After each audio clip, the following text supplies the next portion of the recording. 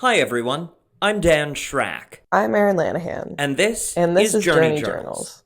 Erin and I are friends that met working together at a TV station, and we love to travel. We also talked about doing a podcast before I moved away, and the two things came together. We chatted with some of the who's who in the YouTube travel community about their passion for adventure. I wanted to find out what makes them go, what the life, job, and business was like. For me, travel is about the experience. I love being able to try new things, talk to new people, and most importantly, eat new food. Every adventure begins somewhere. Our guest today has taken us on unforgettable journeys above the clouds and around the globe. So fasten your seatbelts and get ready for our conversation with the founder of GreenerGrass, Jeb Brooks.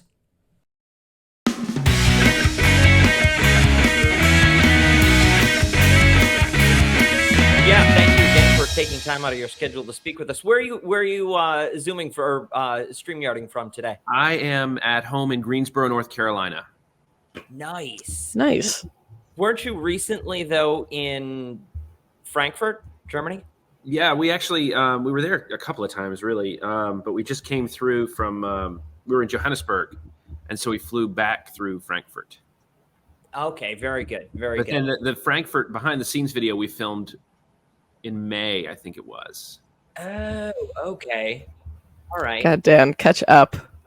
Honestly, if you haven't noticed, we have started. So we're going at it here. I wanted to actually ask you about that because you had like full run of that airport. How did that happen? How was that possible? So the Airports Revealed series are a true passion project. We love making those videos and taking viewers behind the scenes at airports because they're such complex operations. It's people just don't appreciate how much goes on for one reason. And for another reason, we love to highlight aviation careers, particularly for younger viewers. Mhm. So many people just think there are pilots or they're flight attendants, but there are scores of jobs that have to be done. Yeah, I mean, I think in that video you said something like 81,000 people. 81,000 people work on the Frankfurt Airport campus. Isn't that unbelievable? That's crazy. Largest employer, you said. Yeah, it's absolutely mind blowing. But back to your original question, how did that happen? It was a lot of coordination. That took about a year to put together, that video, and we were just filming for 2 days. So they're 2 long days. But the other thing about airports is there's so many parties involved. You know, you got the airport itself, then the airlines, and then the vendor partners. It's just a lot of coordination that goes into those kinds of videos. Now, with things like security, was there special access? Because I mean, you're down on the tarmac. Yeah. So anytime you think about airports in there are 2 sides. There's land side and then there's air side. And anytime you're air side, whether that's as a passenger in the terminal, walking through a jet bridge, or like we were, you're going through security. So we certainly had all those fun things to do too. But fortunately, I don't have a lot of equipment, so it was fairly straightforward. Which actually, we should have started at the start. How did you begin this? How did you begin the Greener Grass? How did you find your way into this? Slowly, really. So I worked in consulting. I traveled a lot for that work, and my entertainment was watching YouTube, and I would watch the handful of people, a very small number of people who were filming their trips and sharing them on YouTube as my entertainment. And I one day really wanted to see what Air France's A380 looked like, and nobody had made a video about it. I had a project in Portugal, and so I was able to book a trip on the Air France A380, and I made a video because that's all I watched. I was like, I guess I can give this a try. And one thing led to another, and over time, that love of A, travel, B, transportation, and C, the creative process of making videos overtook my consulting work, and this is what I do now. It's kind of incredible. I mean, the number of people you see out there who are now doing this. I'm going to be a little gauche and ask you, I want to ask about the finance side of all of it, because, just somebody clicking along, scrolling along on YouTube, who's not maybe following specific YouTubers, they see one of these videos and they think, cash cow. Like, how do you live this lifestyle? How do you afford this? You go all over. Yeah, I mean, the answer is YouTube ad revenue. I mean, it goes that far. So the I guess secret is kind of twofold. One is, and this is getting a little in the weeds, but that's okay. We can hang out in the weeds a little bit. Mm-hmm. One is click through rate, which is CTR, which is how effective are we at convincing a viewer to click on the thumbnail that we put in front of them, and that's about how visually attractive it is, how arresting it is. The title of the video, how much curiosity does it pique, all those kinds of things. We really spend more time working on the thumbnails than we do the videos. But that doesn't say that that's not important, because the second thing is average view duration, how long people watch. And so the more clicks we can get without being clickbaity, right? We can't tell you something that's in the video that's not in the video. We have to be, that just breeds resentment and anger. But we have to, we want to encourage you to click on it and be entertained so that you watch the whole thing, and frankly, see some ads so that we can generate the revenue to make more videos. Are you writing this down, Erin? Because we're going to need this information later. We're going to have to try and figure this out ourselves. I was going to say before, all I do, I just go on Google Flights, man. Like, looking for the best deal. And that's the best tool. People often ask for, insider tricks. The reality is Google Flights is really all you need. I mean, it's got the most flexibility and the best resources by far. I have to imagine, though, that's what I've had the most luck with. So with the number of flights you take, the number of trips you take, you're also accruing, Sky Miles points, the points game, the credit card game. Do you take advantage of that? We do, and so like we just took a trip to South Africa, and we made that trip with Sky Miles. We came back from. No, we went to Sydney earlier this year, and we used miles for that. It really depends. We want to find a good redemption, but sometimes we need a specific seat on a specific day to make a video, and in that case, we will pay cash. And the other thing that's kind of unique to our use case that I think a lot of people don't have the burden, quote unquote, burden of, but we usually book one-way tickets, which are more expensive. And the reason we do that is because we want to make 2 videos out of a trip, but yeah, the Google Flights is a great resource, but we use and burn points and miles all the time as well. It's really kind of a fascinating game to play, and I feel like there's a lot of headlines out there now saying that credit card companies and airlines are making it more difficult for consumers to actually take advantage of their points, use their points. Do you find that to be the case? Yeah, that's absolutely the case, and I kind of have a I don't want to say a contrarian view of that, but I guess it kind of is. It's not, they're not our points. The currencies belong to the companies that, manufacture them. So Delta is a great example that, well, they all do, but Delta just gets kind of the most attention around it.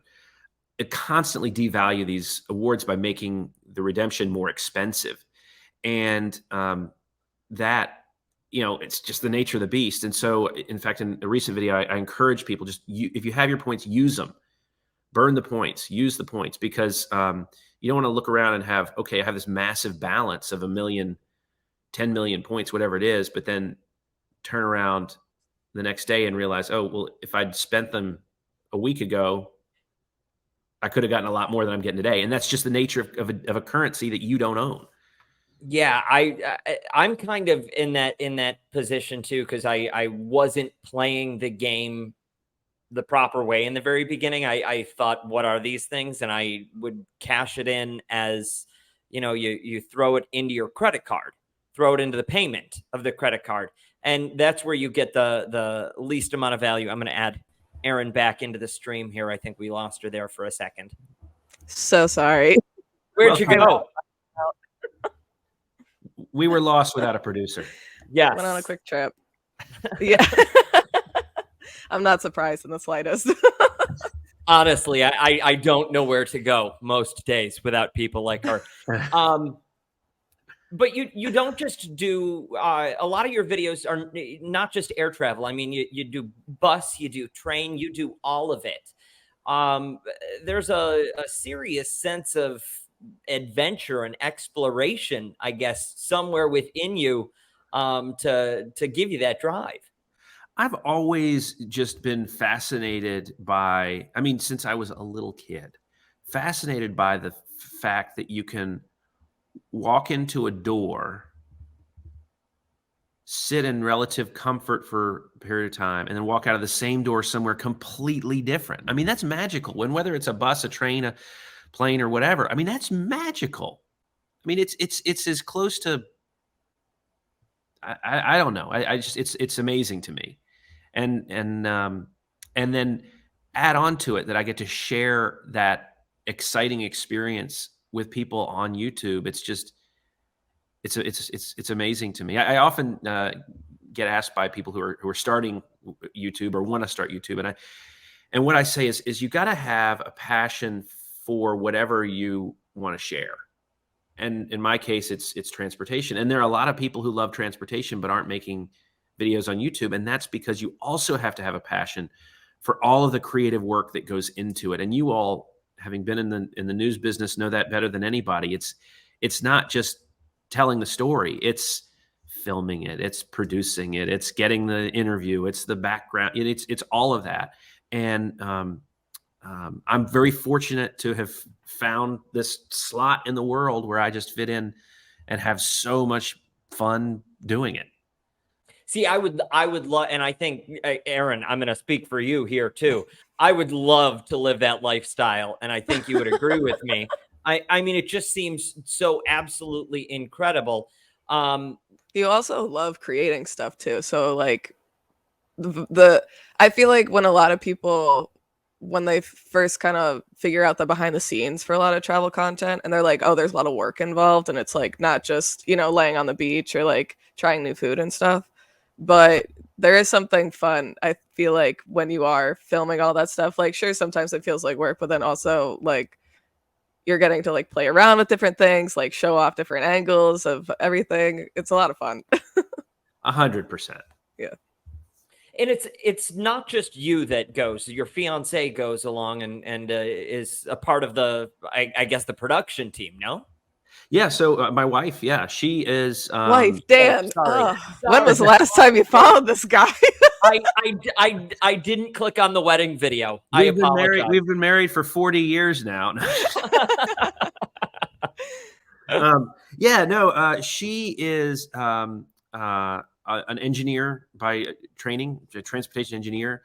So she shares my, passion for this stuff, but she also approaches it much more logically. So all of the planning, all the logistics, all that kind of end of it is now. Did you? I'm cutting you off, but did you meet, like, was she working on a jet engine or something at an airport, and you were like, I think I found the love of my life? Our first date was comparing airport codes. Oh my God. That's great. That might be the nerdiest, but also coolest thing I've ever heard. I will embrace the label nerd all day long. That's fantastic. That's fantastic. So I'm sorry, I cut you off.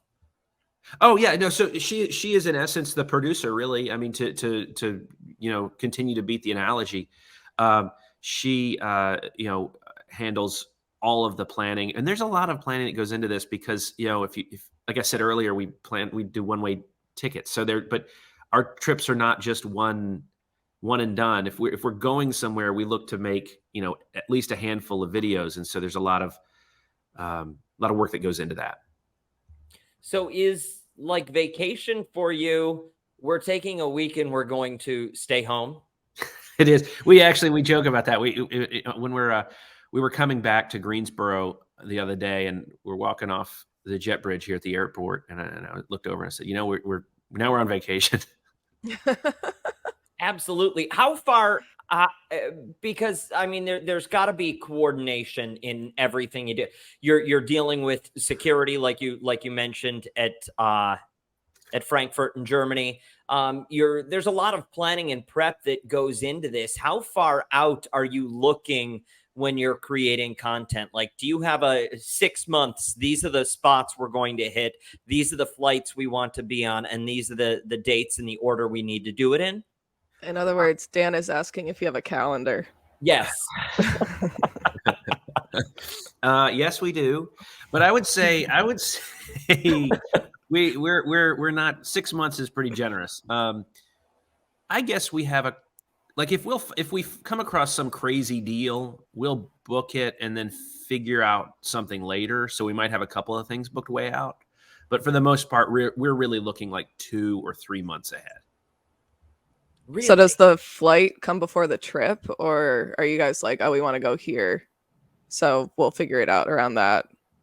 It's usually we want to go here. I mean, and that's what we've always. I think that's key to bringing the fun, keeping the fun in it. Like we're doing things we want to do, and then we find stuff that we think the audience will like around it. I have to imagine the here, though, also entails a little bit of, this is how we want to get there. I want to fly this plane and I want to have this seat, or I want to be on this train and I want to book this suite, as our form of transportation. No? Yeah. So this South Africa trip, I'll give you as an example. So we decided we love going on safari. We recommend that to anybody and everybody to find a way to have that experience. It's amazing, really special. And so we decided we wanted to do that, and we decided we wanted to do it in South Africa. So we wanted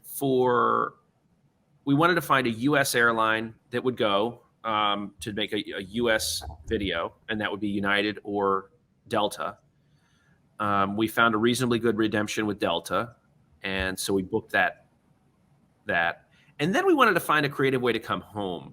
And we looked around and found that we could book 24 hours in a 747 with Lufthansa. So that's what we did. And that's the video that's coming out today. So that's kind of how it got built. But then we did a couple other so we just picked some dates and then filled in around that.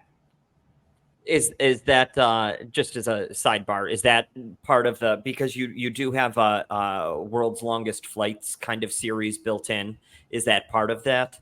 That one's not, because it's 2 flights. It was Johannesburg to Frankfurt and then Frankfurt to Chicago. So, but thank you for noticing that. Yeah, we're having fun doing those, and that's another example. So we'll find that list of the longest flights, and okay, we want to go to, pick your poison. We want to go to Auckland. Okay, well then let's look at that. I mean, it's again, it feels like a dream to be able to do that for me. I want to, though, talk about a little bit about, because I was watching another video this morning of Thank yours you. about, yes, I watch a lot of them. Okay, I have in a lot of With my ads. downtime, yes, with ads. I let them play out all the way, and occasionally buy the product. But I want to talk about first class flights, because we're seeing a huge transition in the travel tourism industry, where first class seems to be fading for a lot of these major airlines. They've got business, premium select, coach plus. They all have these new line of products out there. Where is first class going? Yeah, I mean, it wasn't that long ago that everybody had a differentiated first class experience. I think a lot of that space has gone to economy, premium economy. I think that first class has a role as with some airlines as a branding play kind of thing. It's like a flag carrier offers it, and it's an aspirational thing. But yeah, it's not as common as it was, which means when it does exist and you are able to find an opportunity to try it, it's really special. And the airlines that do it in a really special way. So I think about Air France with their La Premiere experience. It is just as elegant as anything French could be. I think about Swiss has a really cool first class experience in their 777-300s that doesn't get a lot of attention, but is really nice. I've only done it once, and it was truly special. Then Lufthansa was amazing, and then you've got the Emirates of the world, and the Qatar, I guess, to a lesser extent. And who's the one that you flew that has that suite? You've got the fact that it's like a suite basically is insane. Yeah, that's Emirates on their 777s. And that thing it's a room. I mean, it's unbelievable. It's on a plane. And that one has, I don't know if you saw this in the video, but they're fake windows. So they have them on the inside of the plane, but they've got cameras mounted outside the plane so that the suite has a window, even though it's not a real window. It's unbelievable. So talk to us about some of the most incredible places that you've had the good fortune to get to go and see. Rochester, New York. Whoa! I love it. I love it. No, that's so hard. Have you been to Rochester? I'm afraid I have not. Oh, okay. That's all right. That's okay. I thought you were going to say, I'm afraid I have. No, it's, that would be all right as well. It's on my list. That's so hard to say, but there are so many amazing places. I love Australia. New Zealand is just a magical place. South Africa's on my mind. Africa in general. It's just something, something in the air in Africa. I every time I go, I'm like, why are we leaving? I love cities. I love Singapore. It's a great city. They're too many to list. My favorite place I've been though is Bolivia. I went to Bolivia a number of years ago, and I'm just desperate to get back. It has amazing history, absolutely beautiful landscapes, incredibly kind people, just a really amazing country. It's got a lot of the things that Peru has. Peru has just done a better job of marketing itself, particularly to us in the U.S. But the history in Bolivia is much older, and I mean, this is subjective, but more interesting. So I would say Bolivia is probably top of the list. Okay, so outside of Bolivia, we're seeing so many people this year. Last year is actually the first time I left the country in about a decade, and it was my first time overseas. And Europe, I mean, Paris, France, as if they're two different locations. Paris, Rome, and London were the first three stops that I made, and I crammed it all into 7 days.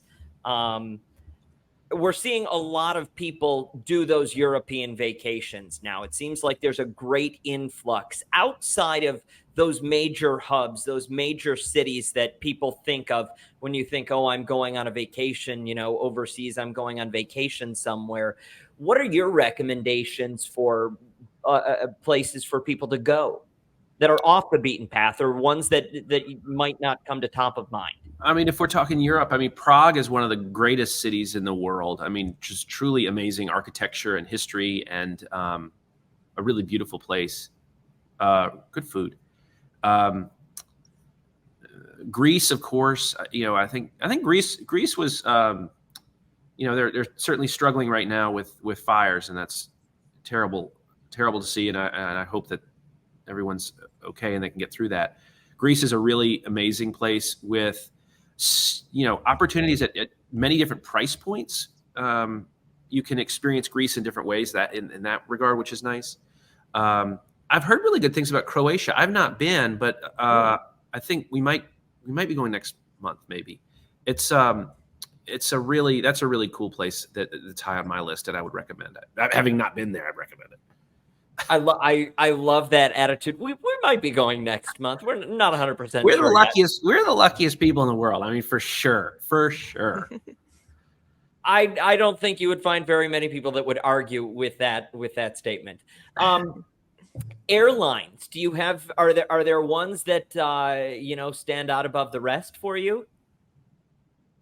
Yeah. I'm gonna say I know you do your report cards. I know you've got that information. But just off the cuff. To me, what really matters most is the crew, because even if you have a janky seat or a not great food or whatever, if you got a crew with a really good attitude, you'll have a good time. You know what I mean? And so that's really what it comes down to. And that's why I always say, we talk about the report card. We call it the Jeb score, tongue in cheek. And the reason I always say it's unscientific and it's subjective is because every flight is different from day to day because the people are different. Mm. And so it's really unfair to judge an airline based on one trip. So that's a long-winded answer to say, I don't really know. I love all aviation experiences. So I'm the good, the bad, the ugly. But I would say in general, I think that I've had better experiences on non-US airlines in the post-COVID world. I feel like US airlines, lost a lot of their senior people over COVID through early retirements and that kind of thing. Mm-hmm. And those were the people who really had a lot of customer service, energy and stuff. We've had a lot of great experiences too in US airlines. I'm just sort of generalizing here.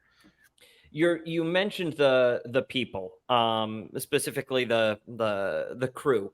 But I want to talk about some of the people you meet along the way, because I have to imagine you have met some characters in the places that you go. Yeah, for sure. For sure. I think I'm laughing because I'm thinking I'm the character they're meeting. I'm the strange one.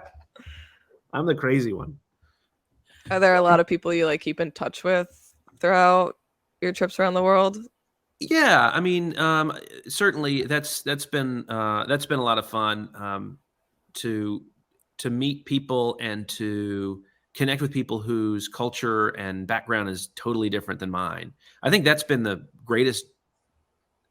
That's been that experience broadly has been what has had the greatest impact on me personally, because so often we think that our worldview is the only worldview, and there are so many other ways of experiencing life. I guess to get a little philosophical. Forgive me if I'm incorrect here, but I think I saw one video of yours where there may be more, where you have been stopped and recognized during your travels by I think I want to say, from what I recall, it was just somebody in the airport. It wasn't anyone in particular. It wasn't anyone with an airline or anything. How frequently does that happen to you, though, where you're walking through and either somebody just a YouTuber says, I know who you are, or an airline says, oh, we know who this guy is? It happens in airports pretty regularly, because I think it's flattering when it happens. It really is, and kind of like, how is that real? Because it's anyway, but it is, and it's flattering. But the other thing I'll say is the aviation industry in particular, and I feel like we've really been focusing on that one. The aviation industry is really interesting in that people who work in it love it. And so they're consuming content by creators like me when they go home. And so inside the industry that there's a more connection, I guess. Mm. Do you That's so interesting. do you ever get preferential treatment? Maybe a couple of perks, maybe a bonus. An extra cookie? Yeah. And my Biscoff is never stale. No, I have not noticed it in terms of the onboard experience. I've never noticed anything that I'm getting that like another passenger would also have available to them in the same class of service. There have been a couple of times where I've been in a pickle and I've run into like a ticket agent or a gate agent who knew me and was able to, because like I said, Suzanne and I, my wife and I often joke, we use airports in unusual ways. So we're like, we know the rules, ticketing rules, and like how timing works, as well as a lot of gate agents. So we also know where we can. So anyway, we can get help. I guess we've gotten help on the ground with quirky things that have happened before. For example, I had a United flight cancel, and this was another trip to South Africa actually, and in Newark, and I had to reroute through JFK to get to South Africa, and I had a lost bag, and Kenny, who works in the bag team there, recognized me. Kenny. 100%. He saved my tail. I mean, just saved my tail. It was actually, the whole thing was, I took a trip to the South Pole in January, and all of my like Antarctic, like cold weather gear was checked in a duffel bag, and I couldn't replace it. And I had like a 10-hour wiggle room, which got eaten up by the cancellation. Anyway, he saved my tail. That's crazy. Dan doesn't get any handouts when we get recognized in Rochester. No, never. No. Oh, no. come on. No. Well, I'm not allowed. Are you on the news? And I have to stand there while they have the conversation. Well, and then I always point to Erin and say, "This is producer Erin. This is the and woman they go, about. Who's that?" Like, are you on TV too? And I go, no. No, but it doesn't happen without me. She has been, but never by choice. She has been, just never by choice. But I was going to ask you, sorry, Dan, to cut you off, because you were talking about flights getting canceled. Because I mean, I feel like that happens so often nowadays with just how travel has kind of come back after the pandemic. What is kind of your thought process when that happens? Because I have like a mini anxiety attack when it does, and I'm still very much learning like how to bounce around it. So, but when obviously your job relies on you making content, like what kind of is your process through those scenarios? It's it starts before the cancellation. What do I mean? We tend to book travel with a cushion, and so that involves like some extra days where we can. That South African thing was just weird. I had to leave on Christmas Day. It was like a whole anyway. So that's one. The other thing I'll say is we always do our best to book in the morning. Flights in the mornings are less likely to be disrupted, and there are a lot of reasons for that, but it's just true. So that's pretty good. We also kind of keep an eye on, we try to stay, if something looks sketchy, we get as close to the gate agent as we can to listen to what's happening. They are often, that's the hardest job in the industry, by the way, gate agent. And so next time you're dealing with, I did that job I had like a day. I didn't really do it, but they let me be a gate agent for a day in Atlanta. And it was amazing to me how people just don't even acknowledge them as humans. And what I mean by that is like they look through them. They don't look at them. They just bark orders at them. But gate agents can work magic. But so another shout out to gate agents. So we try to do that, and but more than anything, I think it's how can you give yourself a little bit of wiggle room where it's possible. That's going to help reduce that anxiety. Sometimes you can't. Sometimes you have to book the last flight of the day, and there's a chance it doesn't go. But as back to the gate agents, one gate agent said to me, one time, there's always another one. So. See, anytime I'm going somewhere, I genuinely do make a point of stopping by the desk there at the terminal.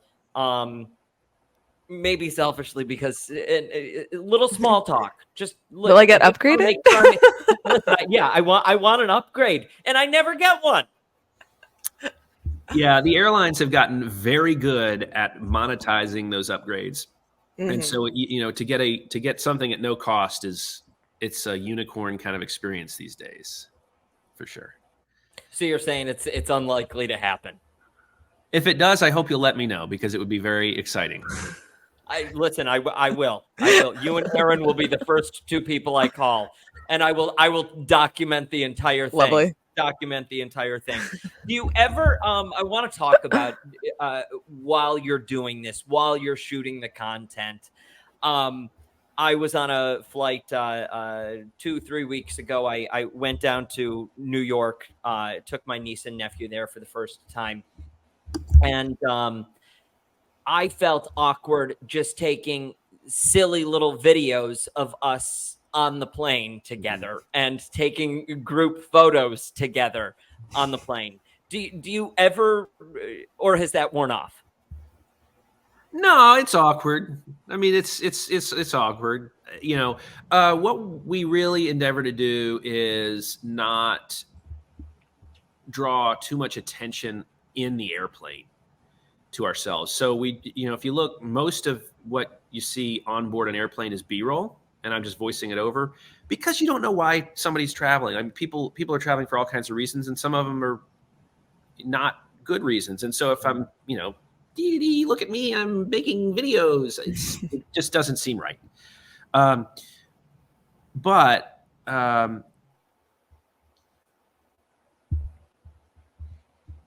wherever I do it, I mean, people aren't really paying attention. And there's this weird thing that I've noticed in airports in particular. It's like people are so insular, so self-focused, I guess, that they're just focused on their trip. I've got to get to my plane for my, you know what I mean? That they don't even notice. That's why people stop in the middle of a concourse and they're looking around. They don't know there's anybody there. So it doesn't bother me as much to film, because the funny part is when I'll review footage and I'll see somebody who is looking at me as I'm as I'm talking to the camera, like, man, I'm sure I look like a nut job. That is something I always think about too when I'm in the airport, like waiting to board, and it'll be like Tuesday at 3 p.m. and I'm like, why are there so many other people going to Austin, Texas the same time as me? I'm always like, I know why I'm going. Like, why are you guys all here? Yeah, that is a good point. There should be a group chat for everyone on the Yeah. plane. We should all be able to openly discuss these things. Yeah, just where are you going? Where are you going? Why are you going there? Yeah, sure, right. What's up? And how much did you pay for your ticket? Because I'm sure we're going to get a bunch of different prices. Let's unionize. Rise up. Where do you Absolutely. see the future of Jeb Brooks, of GreenerGrass, of all of your I guess your social media venture, your internet venture going? I wrote this many years ago on our website, and I stand by it. I'm going to keep doing this as long as we're having fun doing it, and I think, as soon as it's not fun, as soon as it becomes work, that's going to reflect like I am the product, right? And if I'm not having fun, then a friend of mine who does this same thing, a guy named Paul Lucas in the UK, said to me many years ago, he was like, you just got to make content that you want to watch. And if you do that, then you'll find the audience that also shares that. And so if when I'm I'm working through an edit and I'm done with it and I'm looking at the final product, it's like, yeah, I was having fun. That was good. This is fun to watch. Like that's a good goal. But as soon as that doesn't happen, that's when I'll stop. So what does the future look like? I hope it's just more fun. This is kind of the one downside. I started doing this because I love travel. And then I look back and there's so many experiences that I only had through a camera. And so every now and then, and this is one of the great things about being an independent person and just having a YouTube channel, every now and then I'll be like, you know what? I got to recharge. I'm not filming. I am just going to enjoy this with my eyes and not. I mean, I'm sorry to lose the video, but I've got to like self-care kind of thing. Absolutely. I mean, that's important, especially because it is a passion of yours as well. I have to imagine you have to work to want to continue to love it. That's right. That's right. I don't know that I would see that as a downside. I would see that as more of a point of appreciation. One thing I do appreciate that you do quite frequently is what you just mentioned. When you're flying over certain landscapes, you point stuff out. And I don't know, I kind of turn into like a 6-year-old. I turn into the Dan that first went on an airplane at like 7 years old. Every time I get on the airplane, because I always want the window seat. I want to look out because I think to myself, 120 years ago, 100 years ago, people only dreamed of this vantage point. Well, so I'm the guy with the shade up all the time and the neck cramp because I'm looking out the window. You're my enemy. Letting the sun shine. Yeah, no, I think that's right. I mean, I saw this great quote somewhere, and it was, more articulate than this, but essentially, like, our ancestors, we can see more from an airplane window than our ancestors would have seen in their entire lives. It's pretty amazing out there, and yeah, I'm right there at the window with you. Sorry, Erin. It's fine. So, that's why I have multiple eye masks.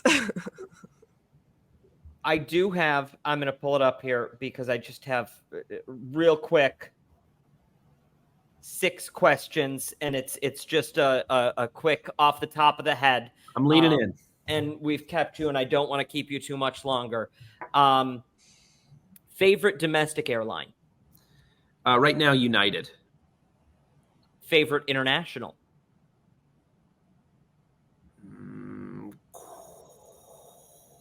Singapore. Best low cost anywhere? Ryanair. Interesting choice. Yeah. Listen. Sorry, I had the worst turbulence of my life on Ryanair once, and I'm like, it will be a long time before I fly this airline again. That's rough. I've not experienced that yet. We're comparing this next week. We're flying Allegiant, Frontier, and Spirit back to back to compare them. Oh, good luck. Sidebar here, and then I'll go back to these.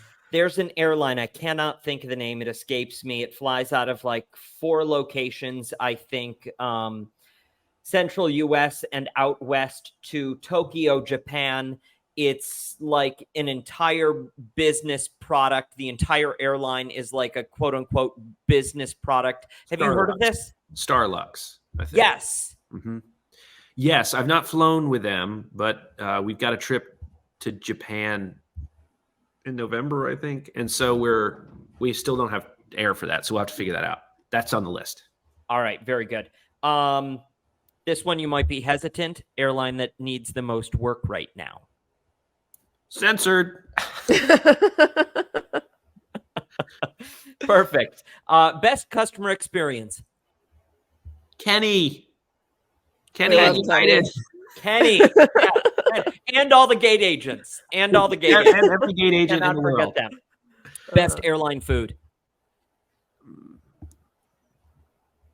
Singapore. Yeah. and best airport lounge. Air France La Premiere. Very nice. Very you're nice. saying all of these things that I want to do and I want to experience someday when I have more vacation time.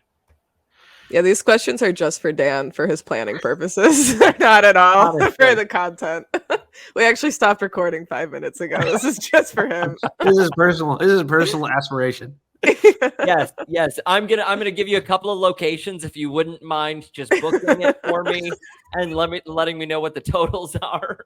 I just give me that Sky Miles number. I will get it taken care of.